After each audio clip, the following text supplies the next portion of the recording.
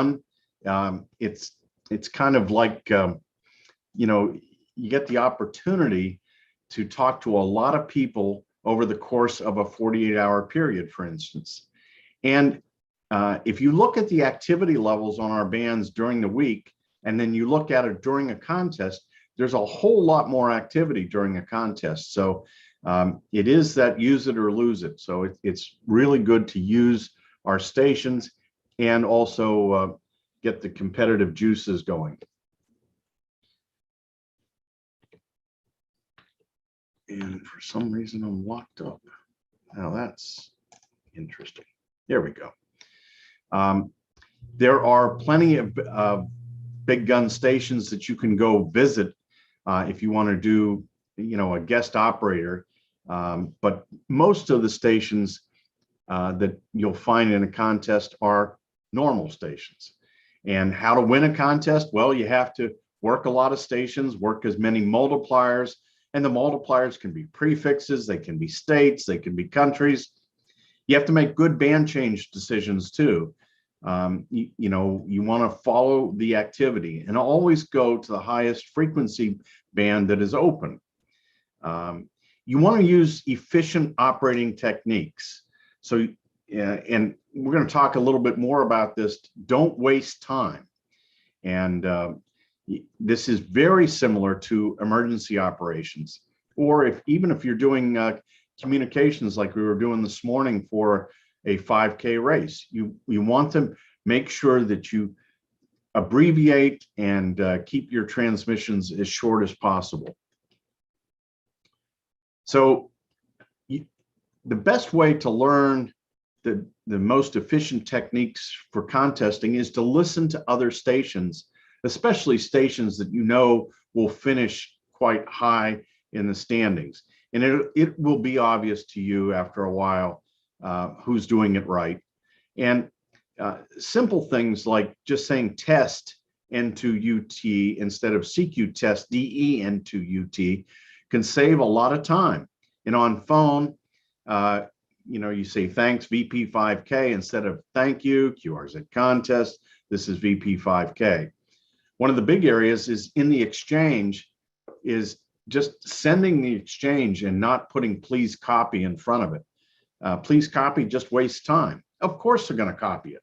So, you know, saying 3A Oklahoma is much more efficient than saying please copy 3A Oklahoma.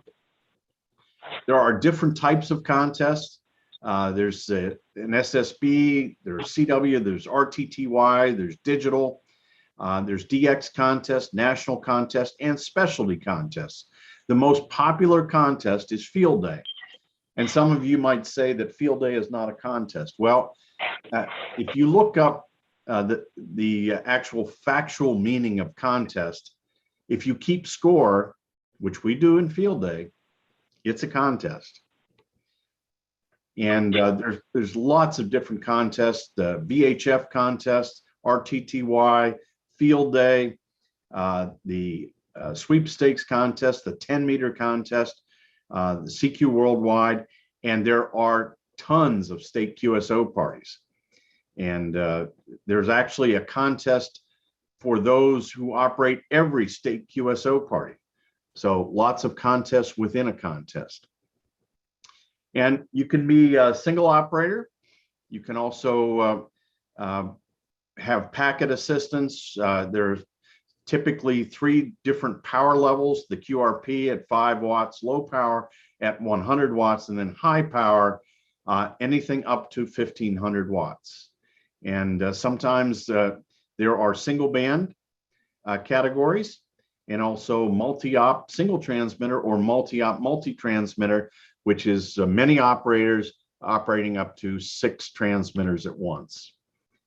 And most of the contests are during the weekends. Some of them, like the North American Sprint Contest, can be as short as 4 hours. There are several that are 48 hours that start at 0 Zulu on Saturday and go to 0 Zulu on Sunday. And by the way, the real good contest resource is the WA7 Bravo Norway Mike, WA7 BNM website. He's got a contest calendar, and it is really good. So the ARRL has some great resources at arrl.org. The contest update newsletter goes to over 100,000 people. And even if you don't operate contests, the contest update is a really good free online newsletter.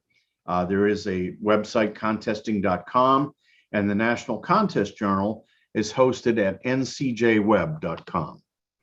Best contest for getting your feet wet, Field Day, #1. Also, the state QSO parties. Nevada, Arizona is this weekend, along with Pennsylvania. Typically, the QSO parties for the states are a little bit more laid back, and it's a great way to get started. So what do you need? Well, you need radio and antennas, a logging system. You can use paper and pencil. N1MM computer-based logging software is free. It's the most popular software, and it's available for download right off the web. And you can even have pre-recorded voice or CW exchanges. And you can interface it to your radio. And that allows you to do point and shoot, where you can have spotting information coming into the logging system, and then basically put your mouse over top and shoot, and it will suck in the frequency and the call sign right into the logging system. So how do you report your results? US mail, not so much anymore, but definitely email. The Cabrillo file, which is generated by the logging programs, is typically what is required to be sent to the contest sponsor. You can also report your scores on 3830, which is unofficial, but it's a great way to see how you stack up. What can you win? Well, last weekend was the California QSO party, and they were giving away bottles of wine for the top scorers. The Washington State QSO party has smoked salmon. Typically, it's plaques and certificates.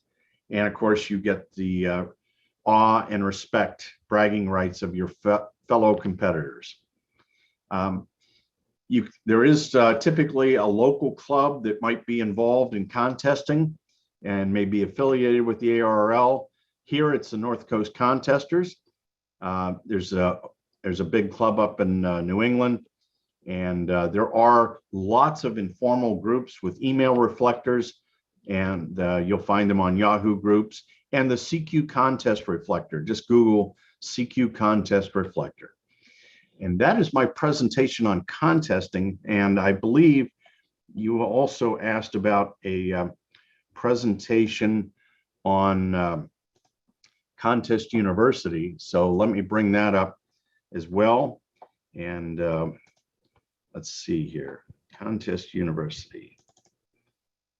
All right, and bring that up here, share screen, Contest University, share.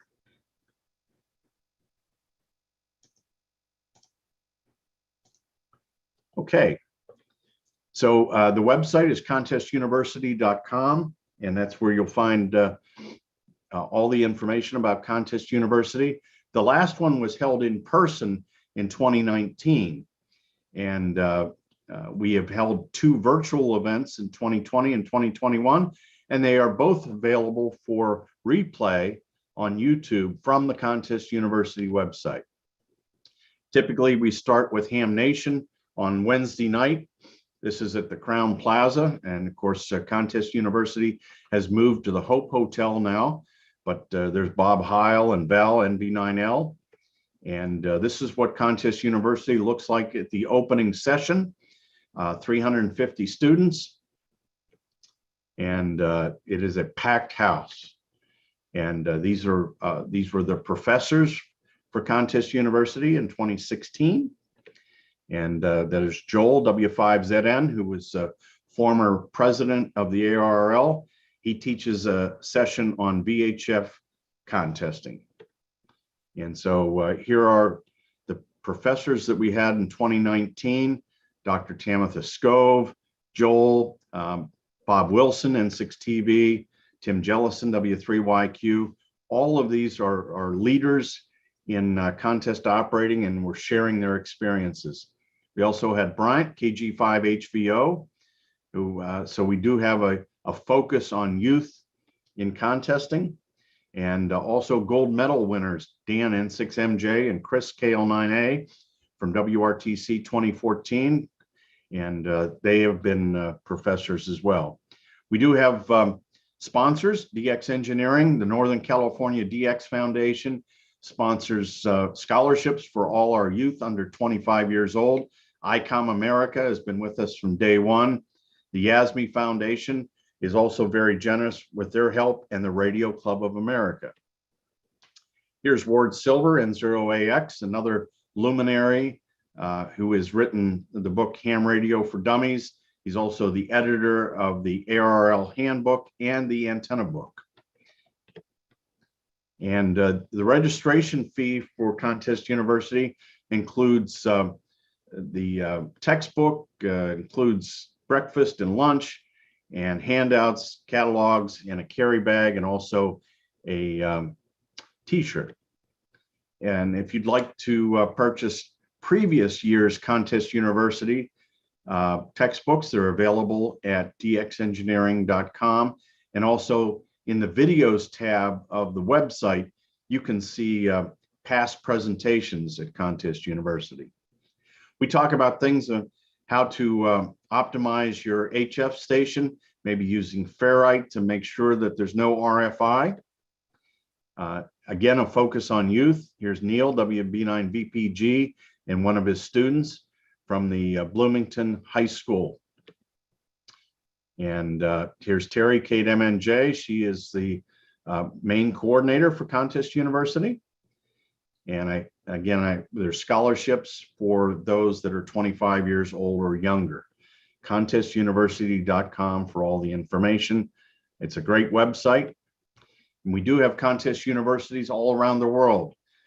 We've had them in Russia and Australia and Germany and England, and Finland and Brazil, and 15 different countries have held contest universities. So very, very proud of the brand, and over 10,000 students have graduated from Contest University. So that is my presentation, and I am available for any questions you might have. Tim, thank you very much. Appreciate those. That Contest University is huge. I've been part of the last two online pieces, and those are great. Great resources for people. I'm going to ask a real quick question. You brought up four letters that I've always tried to find somebody that knew something about, which is WRTC. We were talking about something like that and teasing that it was the IROC of amateur radio, where if you're not familiar with the amateur or with the racing world, the International Race of Champions is where they put everybody in the same style car, and WRTC, I think, does the same thing, but can you expound a little bit on WRTC just to talk about it? I can. I've operated in 5 of the WRTCs, which is the World Radio Team Championship, and it is very similar to IROC in that everybody is playing on a level playing field with a 100-watt radio and the same antenna systems, and they've here in the last several WRTCs, they've equalized all the QTHs so that people have virtually the same operating environments. So it really comes down to the operators and their ability to work together as a team. So it is an equalized playing field, and it's quite exciting. The last one I operated was in Germany. And it was a great event. The Germans put on a super show, and so it was a lot of fun. Do they sell the radios with pace car style graphics on the side so that people can collect them like they do the Camaros? The WRTCs, you have to bring your own radios. So my WRTC radio is with me, but I don't have any fancy stickers on it. Oh, so you're just limited in power. You can bring your own radio. I thought it was the same equipment. Oh, No, you can bring your own. And there is a very complicated watt meter that makes sure that you're not running anything more than 100 watts. But if you want to bring a tube boat anchor, you can do that. Most of us had, ICOM, L-Craft, Yaesu, up-to-date radios. We used the IC 7610 in the last WRTC.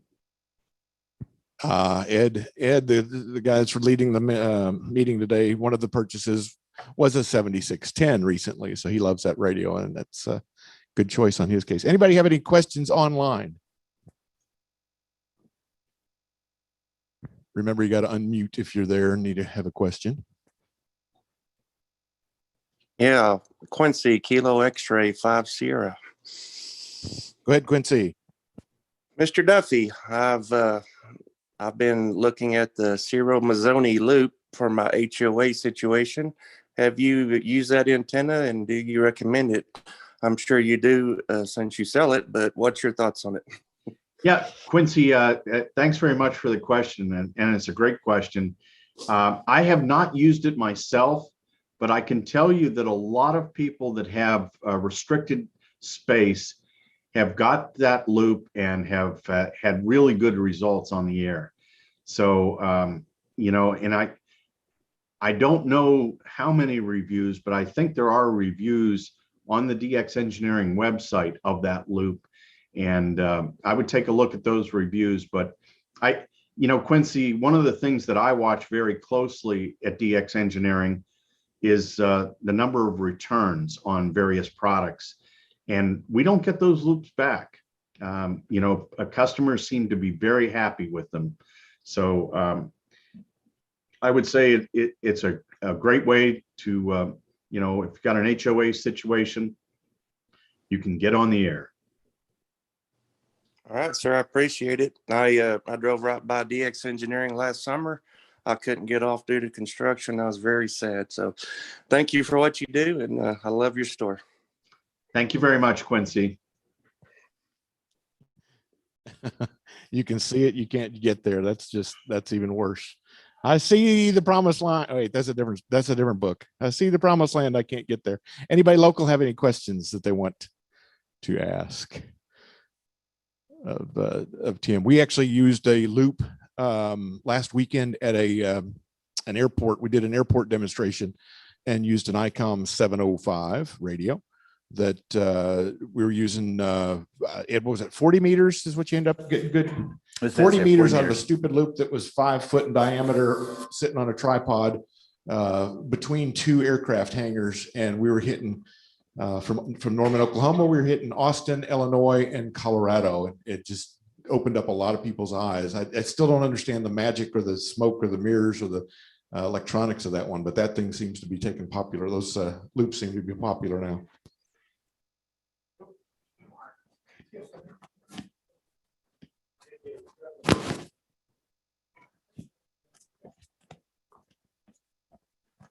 All right, one more. Kilo Delta 5 Uniform Golf Yankee. Just a comment. I like dealing with DX Engineering. Thank you very much. Yet another happy customer. Another happy customer. KD5UGO. At your big contesting station, do you use any kind of cavity or ferrite transceiver combiners, or do you use basically one antenna per transceiver? Basically, it's one antenna per transceiver. We don't share between the various radios. So each radio and amplifier has its own antenna system. So we're not using any combiners here.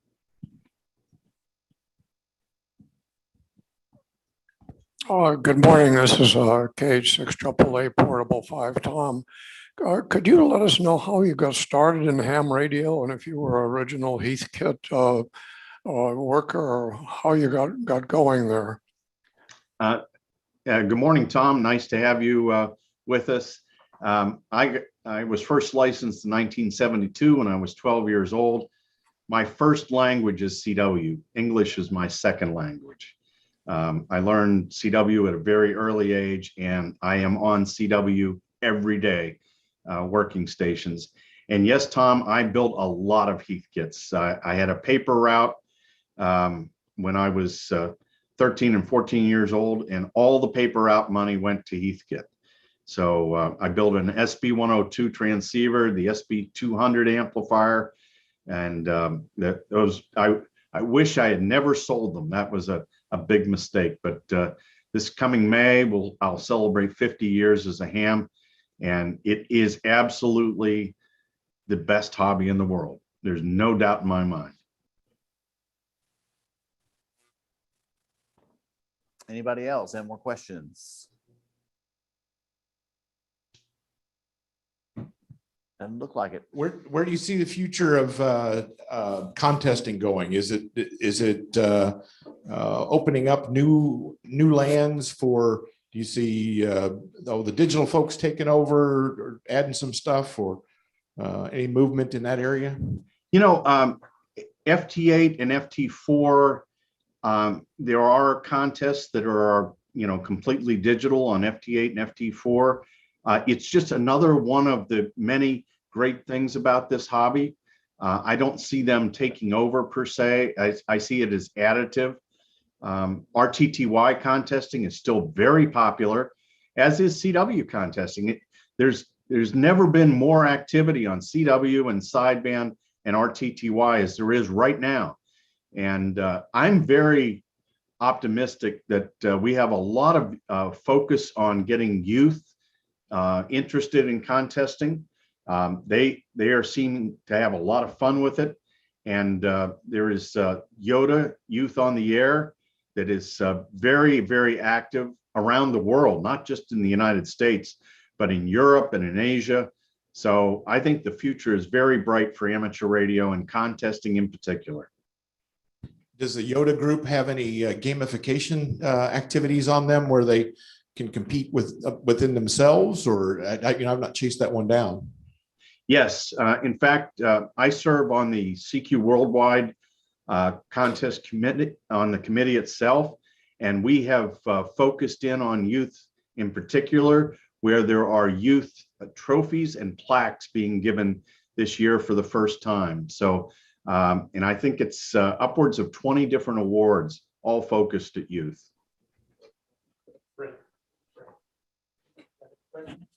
I don't know if it's a question.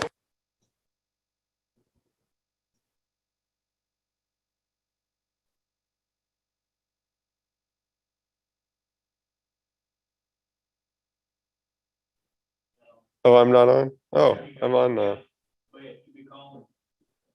Oh, I'm KI5CWB, and I'm from Norman, and I guess I'm placing this. So I was with Scars, and I think I went to one of their winter field days, and they had an antenna set up in a base station, and I was basically shoulder surfing a guy. And so I'm guessing that this, you were talking about contesting in your first presentation, and like your second, what the contest university was it just kind of a deeper dive into what that was? It was not necessarily, I mean, you had equipment too. I don't know if it was like how to build equipment, but it was just how to work the net and how that works, or just wants a little bit more context.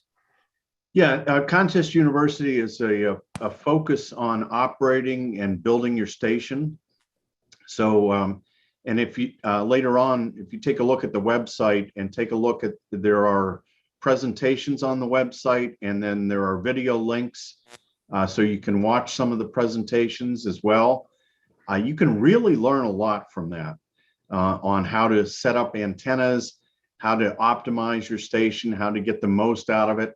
And then operating techniques too, for propagation and utilizing all the features on your radio, etc. So it's a very deep dive into the ham radio area of contesting.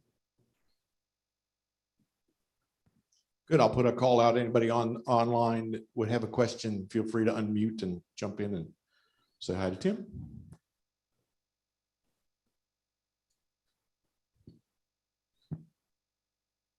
I hear nothing here. Anybody else have a question locally?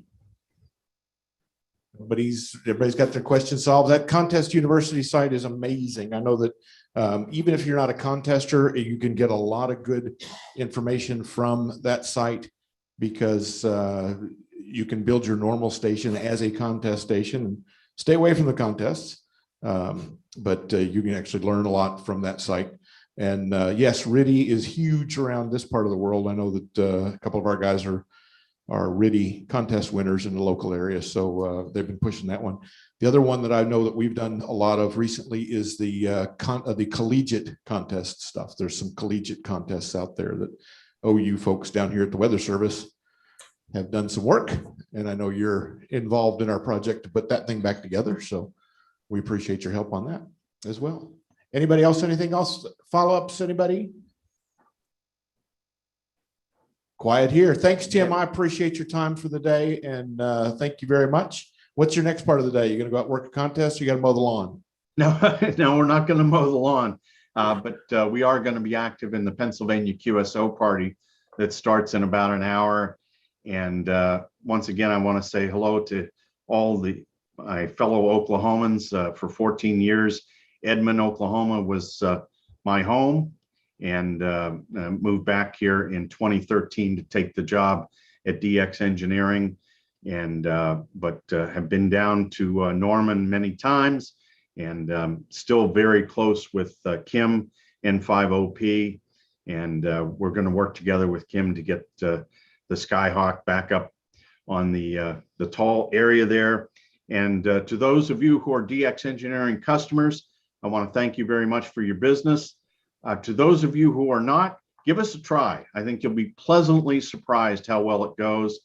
We do have 2 places we ship out of. We ship out of Talmadge, Ohio, and also Sparks, Nevada. So being in Oklahoma, you might get your order from Sparks or you might get it from Talmadge. But I do know this, if you place your order during the week before 9 p.m. Central Time, it's going to ship that night.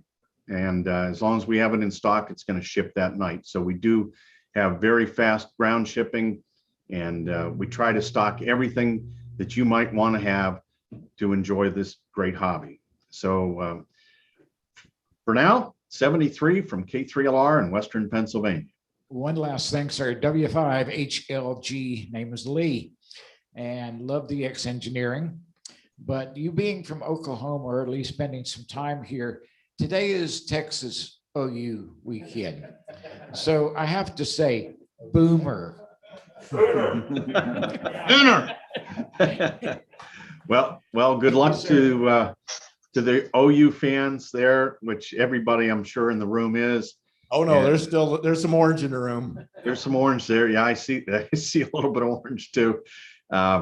We're going to be tied up this afternoon watching Iowa and Penn State, which is my alma mater. And but I wish the best for the Sooners. Good deal. They'll need it. I mean, they'll do fine. Thank you very much, Tim. Appreciate it. Have a great day. All right. See everybody later. 73. 73, man. Ed, back to you. Okay, so normally we got a quick break here. If you need, get up, grab a donut, hit the men's room, and then we'll start a quick business meeting. So if you got 2 or 3 minutes, this is the time to take it.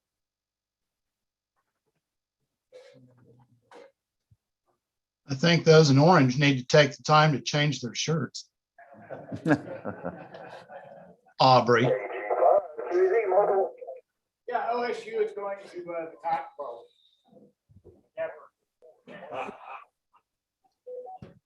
Yeah, a lot of those shirts are, the orange shirts you're seeing are marathon shirts. And I had that discussion on Sunday with the folks that they owe us a red one next year. There is no right orange.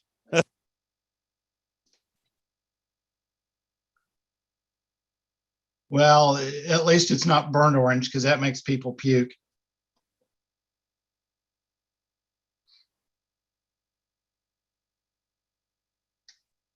It'd be better if it were purple. Yeah, K-State does pretty good. Well, surprisingly, I do like K-State, so I have to go with that. I was thinking about the real purple down south. Yeah, you know who you played last weekend, right? No, I don't. It was K-State, and you know where I was at. Yeah, you were in Kansas, but you're not in Kansas anymore. That's true. But it was kind of fun at our wedding reception stuff because we had some K-State folks in there. And unfortunately, I didn't get to sport Crimson because that wasn't part of the wedding stuff. So, So appreciate Ed taking over there. I'm kind of saving my voice. I got to do the siren net today, so I'm not going to be talking too much.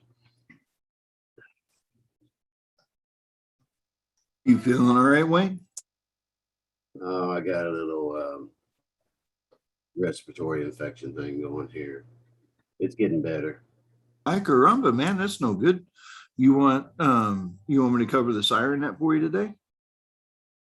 Oh, I appreciate it, Chad. I think I'm doing okay. Your family's still sick, right?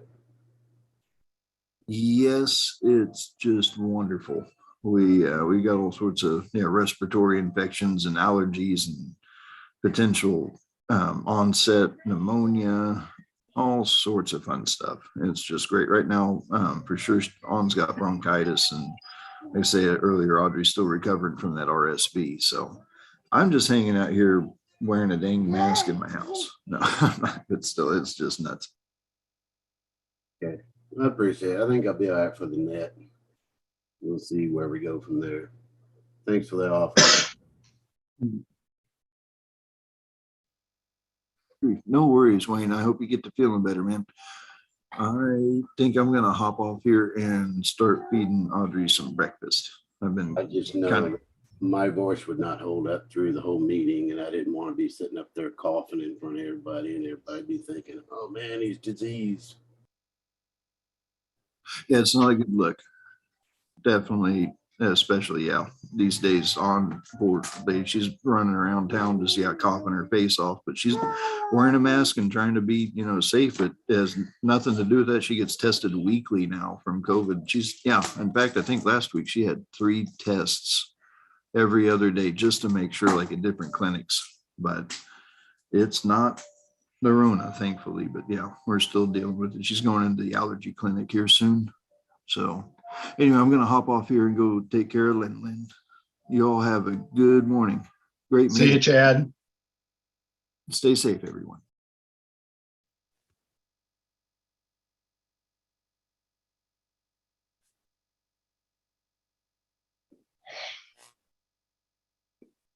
Hey, Wayne, the answer to your email, I just replied, but the answer is yes, we're on. And if somebody's available for 30 or for number 30 at 16th and Santa Fe, that'd be the only one I have.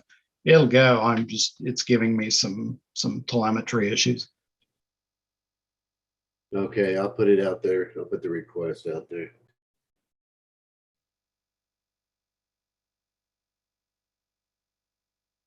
And I know he's not on here, but if GTY is out, the one behind his house there, at baseball or at the high school would be good too.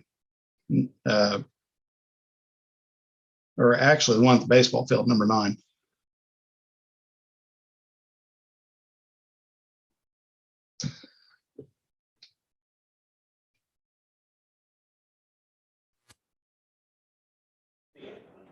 Okay. We'll get started up again here.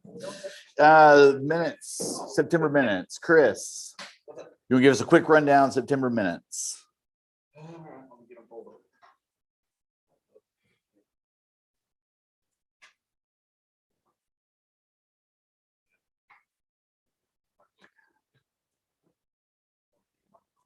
Nope. Okay.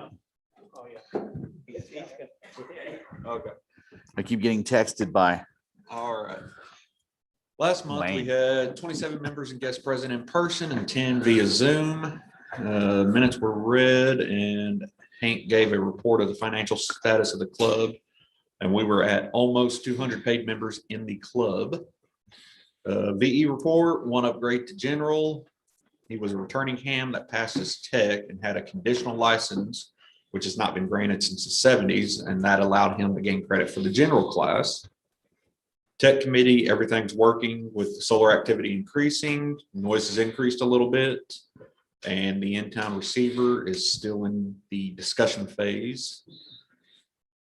New business, a motion was made by Mark Klein to approve up to $200 for the club picnic. Motion was seconded and passed unanimously, which I believe is this afternoon. We had a program by Bob Heil, who gave a presentation on how ham radio helped build his career. And it was a very good presentation. If you can, get to the YouTube page and watch it if you missed it. And then with announcements, Galen made an announcement that we're looking for nominations for club officers, and elections are in November. Elmer Knight has purchased the $500 in tools and also had some donations received towards that cause. Mark is starting to organize an AM net. Contact him if you want some more details for it. The Max Westheimer open house, they had a list of things to do at the event. That was last weekend. David Grizzle had a booth set up for amateur radio on September 24th for an emergency expo at the mall. October 2nd and 3rd was the Memorial Marathon, and they were still in need of volunteers. Club picnic today is at Denny's house, and it starts around 4. Oxcom course is going to be held virtually between October 19th and 21st, and sign up is linked on the club website. And meeting ended at 11:26. Any questions or discussion of the minutes? Any corrections? If not, I'll entertain a motion to approve. We have a motion. Any seconds? And all in favor? Oh, aye. Any opposed? A little late. Good deal.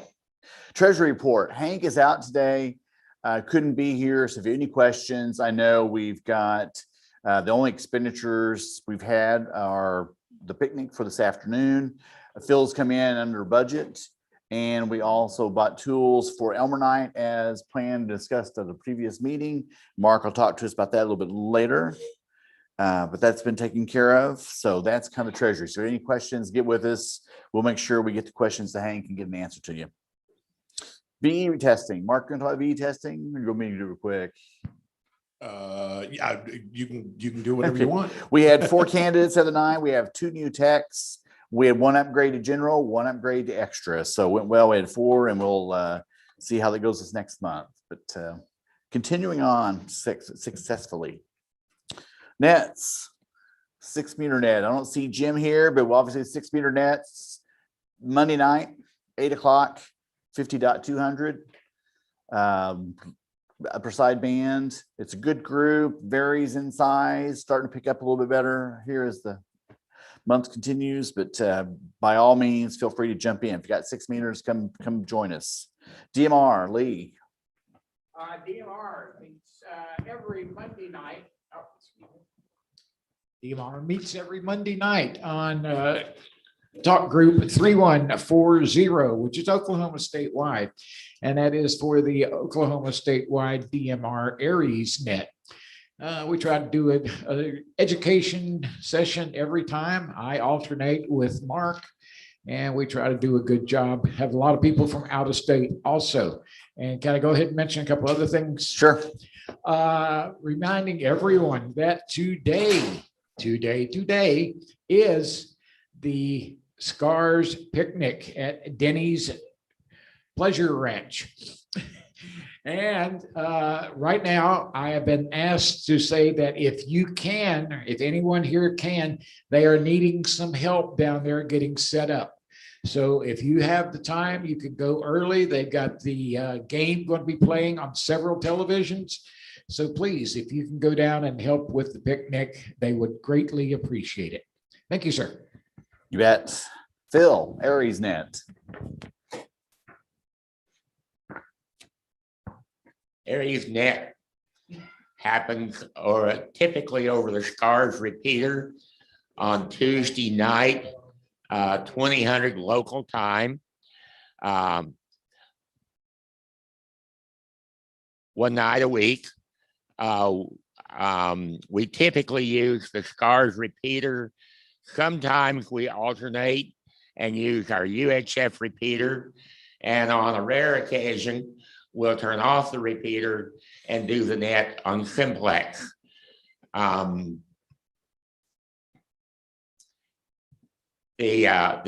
Aries net is a preparedness and training drill for emergency net procedures.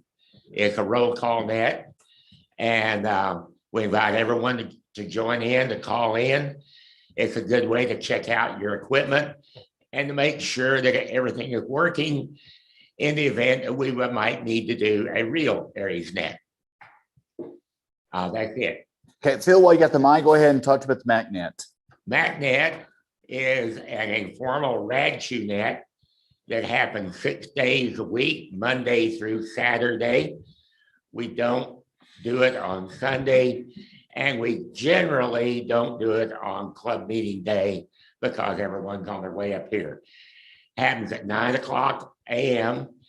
On the SCARS repeater. It was conceived in March of 2020 as an alternative to the face-to-face traditional McDonald's gathering at McDonald's in Norman. After McDonald's opened back up, we took an informal poll and found that a lot of people still wanted to do the morning MacNet, which, by the way, started out with various other names like CoronaNet and VirusNet and some other things. They didn't like those names. So considering that it was alternative to McDonald's, we decided to call it MacNet. That's how it got its name. Denny and Mike are doing a great job as net control operators. Even the folks that gather now at McDonald's in the morning will gather up and they'll check in on the MacNet. So we have anywhere from 25 to 30 check-ins in the morning. We invite you to get up, get your cup of coffee, go in, sit down, and join us on MacNet. Good deal. Thanks, Phil. And since I know Denny's busy this morning with the picnic, I'll talk briefly about the Gossip Net. After the Aries Net, so at 8:30 or whenever the Aries Net completes, the Gossip Net talks more about the social side of radio and is on there on the 06 repeater. It's a great time. The numbers vary quite a bit. We have a lot of people from the surrounding area get onto it, so feel free to join us on the Gossip Net. Bill, 10-meter net. I'll bring you a mic. Just in case. Wednesday nights at 8 p.m. Central Time, we have our 10-meter net, the N5HZX Memorial Net. That was named after Fred Goodwin. Some of you didn't get a chance to meet him. But at 8 p.m. Central Time on 28.445 upper sideband.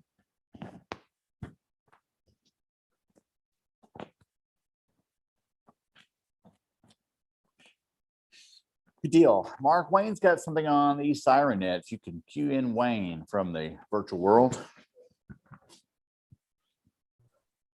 Okay, I'll make this short and sweet. And the Siren Net at 12:00 noon today. And both cities, Norman and Moore, and I'm assuming Noble and Newcastle, are going to sound their siren as a test today. We do this every Saturday at noon. And just to make sure everything works. They run tests pretty much every day, silent tests, but this is a good way to put the audibles to it because a lot of times the tests that they get back, the information says that one worked. And if we're sitting there and saying, no, we didn't hear anything, then that's one reason why we're here. So that's a good reason for us to be doing this. And I know the EMs appreciate it. So noontime today on the 440 repeater, which is 443-700. I apologize. I should know that by now. 443-700 at 1200. Or usually I start the net about 1201, give the sirens Norman time to wind down a little bit. Kind of makes it easier for you guys to hear me. So today I've got a little voice thing going on today, but I think it'll be just fine. So bear with me on that. Other than that, if anybody has any questions, I'll answer a question. Other than that, I'll turn it back to you, Ed. Thanks. Thanks, Wayne. Any questions on the siren net? Yeah, TC Who. Yeah, well, it's an interesting background for Wayne, but he's got to fly his flag. I think Galen would like me to remind everybody that we've got potential severe weather when it comes down to Sunday night and Tuesday night with today's forecast. So by all means, make sure your preparations are ready to go because we are in that second season, and any net then we're triggered by that will spawn off the radio. Remember that on the weather nets, if it is not fitting the National Weather Service definition of severe, then we maintain radio silence until we've got those conditions, which is not just we've got rain or a small hail. So got to be severe conditions report. Elmer Night. Mark, would you like to give us an Elmer Night update? I would like to give an Elmer Night update. Elmer Night's still going great. We got a lot of folks coming in online. We got a lot of folks coming in locally. We're still getting stuff from programming to soldering to all kinds of stuff that come in the door. So if you have a question or comment, come on, bring it there and we'll help you either get licensed or get your equipment up and running, even show you how to use it if you need to do that. Last month, we voted, or 2 months ago, we voted to put in $500 for some equipment. All of that has been received. We have equipment that includes things that homeowners typically don't have. Crimping gear for up to zero, I think 0-aught wire to do grounding kind of connections. We have soldering irons, air soldering irons, solder mats. Trying to remember what else was in there. A good voltmeter that's here for the bunch. We got donated to us some 10 and 20 megahertz scopes, some network crimping tools, some wire stripping tools. So we're in really good shape. That came in, told the executive committee Thursday, that came in 20 cents over budget, and everybody said we're good for the 20 cents. So the stuff's here for use on Tuesday nights. If you have any questions, comments, let me know, but see you Tuesdays. Good deal. So good night. Any problems with radios, questions, bring them. Anybody working any good DX here over the last month? DX reports, anybody? Yeah, there you go. It is definitely contest season. Watch the bands, or they can get full. Okay, let's talk about the events we've had. I'm just going to make a comment. N5AZQ. A lot of the older Elmers and Ham's been around forever, don't really get much on digital, but I would recommend you get on digital. And I can tell you this last Sunday evening between 4 and 7, 17 meters on FT8 was covered up. And in a span of about 40 minutes, I had 4 Japanese contacts and I had Hawaii contact and a whole lot of West Coast contacts because that's where it was headed. And I can tell you that I'm using a 9-balun end-fed antenna 12 feet off the ground down to an 8-foot privacy fence. So if I can hit all of that with just one of those, it's amazing what you can get on FT8. But what's digital, Sonny? yeah, but I just thought I'd bring that up. FT8 is doing good. 17, 20, 40 meters. Get on it and try it. You might like it. Good deal. We've had a variety of events over the month of October. If y'all hadn't guessed, October's been kind of busy. And not to mention September, but the Center Mall, we had a preparedness event that Mr. Grizzle had out there. That went well. I think they found 3 community members to monitor sirens. I know Jeff, EFF, and Bill, I think we're out there manning Aubrey. Aubrey. Yeah, there you go. In Texas colors too. So it worked out well. They didn't kill Aubrey at the mall, so that's always a good deal. But it was a good event. Apparently all went well. All went well. Had lots of people show up and have interest in amateur radio and emergency preparedness. So very And good deal. Thanks. Westheimer Open House, Mark, it was, Westheimer Open House we did last Saturday. A lot of you were there. I'm seeing nods out there from the local folks here. It was huge as far as we're concerned. We got a lot of good traffic. We got a lot of folks that came by that were ex-hams. Hey, I got my license and I got a 7300 in the closet. Why? I probably ought to pull it out and do that. Yeah, you probably ought to pull it out and do that. Or bring me the radio was my next comment. But we had a lot of folks there that were has-beens, and they're jumping back in. So hopefully we'll get some stuff there. I think I got home and I don't think I sat down before I signed us up for next year to use the same spot at the airport. And we got a lot of kids.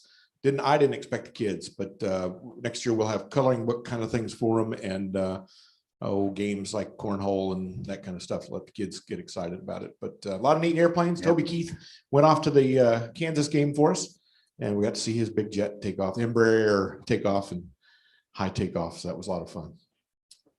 good deal. And the marathon, it happened. Marathon we did Sunday. Well, the question here first.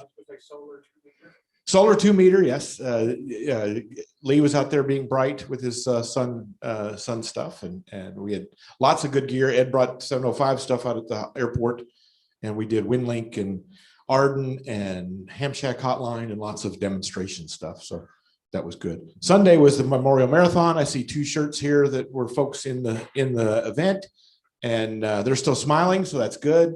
My wife said, quit posting the pictures from the hot wash because you see a lot of old men that are really tired in those pictures. And I said, hey, that was me. And she said, I know, but we went from 6 in the morning till probably 2. I think I quit at 2. We did a lot of good. We had 12,000 runners this year. They cut it in half. Next year, they have already said 1 day instead of 2 days is what they've done this year. And then it will be April 24th is the current day. So pull that out of your calendar and sign up. We'll need about 110 folks for that 1 day next year. If you don't know what it is, we provide VHF communications for medical tents. I called in 2 EMSA calls for getting people some help that had been extrained at the 25-mile mark. And we have a lot of stuff at the relay points where they relay points. We get the right people involved in doing all that kind of stuff. And then delivering water and ice and picking up people that are falling down and all that kind of stuff. So lots of good places to run. I'm ready to do it for next year. Michael, use your help, and we'll get a sign up on the web as soon as it gets available. Good deal. Other events we have going on, in case I don't know how you missed it, but the fall picnic is this afternoon. I think Denny said people usually start showing up between 4 and 4:30. If you're, like Lee mentioned, if you can volunteer, he and David could use some help a little earlier at the typical Denny Antenna Farm. The instructions how to get there are on the front of the webpage. With a satellite view, even. Satellite view. Enid Hamfest. That's right. The Enid Hamfest is going on November 6th. We'll have the Bob Heil presentation will be there, but via Zoom. Bob Heil will be there via Zoom with the OKDXA folks. Thanks to the meeting we had here last time. He followed us to Ardmore, and I got him to come up to Enid on November 6th. 1 day Hamfest starts at 8 o'clock in the morning. All the good deals start there. Just for a little better background, they have 6 tables available that are left and that was as of Thursday. So they are expecting a big crowd. They do have vendors. They have vendors. That's a very good point. The Kansas guys are all going to be there. They usually have Derby, Kansas. They have Lee Sullins out of D&L out of Kansas. Wireman. Mike said he was going to be up there as well. So they're that's Mark. Yep, that's Mark at the Radio Shack in Derby, Kansas, and he will be there with his stuff. He always has great antenna pieces and parts and all that kind of stuff. So if you're new, if you're old, go out there and on the 6th, you'll have a wonderful ARRL presentation by some great guy that's doing the section manager duties. There you go. And they do hot dogs. And they'll do hot dogs, and they have a food truck this year also. Excellent. So they're good. Good deal. And the next after that, on October 14th, which is coming up this next week, the all ham dinner will be at 6:30 at the Hibachi Supreme Buffet on 240. If you're tired of Asian, then you should go because they have a lot of non-Asian food on their buffet. It could be quite extensive, so it's a rather large buffet. But it's there, 6:30 on the 14th. Mike Rocky will be giving probably an overview of the marathon again, as usual, for the October. He'll be giving an overview of the marathon, and we'll talk about the Cycle MS event that's coming up in November 6th. Okay, yeah, because the next event is the Cycle 66. It's a new bike ride that they're trying to kick off this year. They are looking for volunteers. I believe, Mark, you had some information on the website. It might be in Core's website. It's on Edmond Air website is where you go. Okay. K5EOK, K5 Edmond, Oklahoma is the website for that area. There is a sign up where you can sign up. They're looking for 35 people. They will have a repeater, a portable repeater input set up along the course, so you don't need any massive gear to make that happen. But it's really going to be important because it's a Route 66 route, and that's not a big road, and it's a lot of lots of traffic, and not good pavement usually. So Cycle 66 looking for volunteers. Other than that, you've talked Elmer Night. The big event to get you out of here on time for kickoff is, don't forget, next month is November, and that means SCAR's elections. If you are interested in holding an office, please contact Galen or Wayne. They'll be glad to talk to you and give you information. But it is time to elect officers again. So be thinking about that because we vote next month. Another Christmas party is coming up in December. So I can't believe we're already saying that. It's that time of year. Other than that, any questions? Hi, hello. Somebody online, go ahead. This is Galen, and I just want to take the opportunity to thank Ed for filling in today. Unfortunately, I'm restricted to the house right now, so that's why I'm not here. And I know Wayne's been a little under the weather, and that's why he isn't able to step in. So Ed, being a former president, graciously got volunteered to assist with us today. So thank you. Question. I just wanted to ask if there's anybody here that accepts checks for the next year's dues, since I happen to have my checkbook with me. Chris will. There he is. Okay. Chris up front. Yeah, probably not. Okay, if no other questions. No other questions, then we are adjourned. Enjoy the game. See you at the picnic. It's going to be a warm one. Tuesday night, Elmer night. Come join us. Boomer. Thanks, Ed. Appreciate you.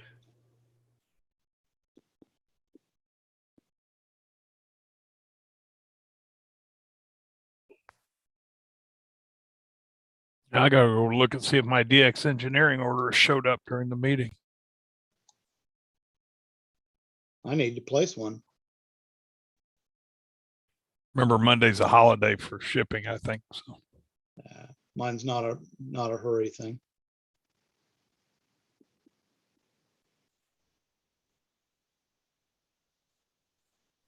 So who's our vice president, Galen?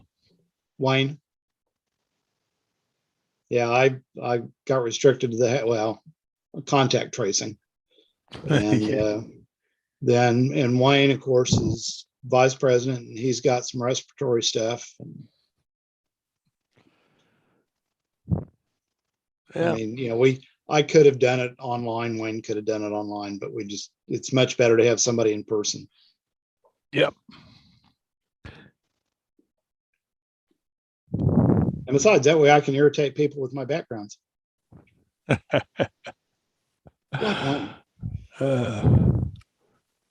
So they're still doing the siren test, but or is Norman not doing theirs?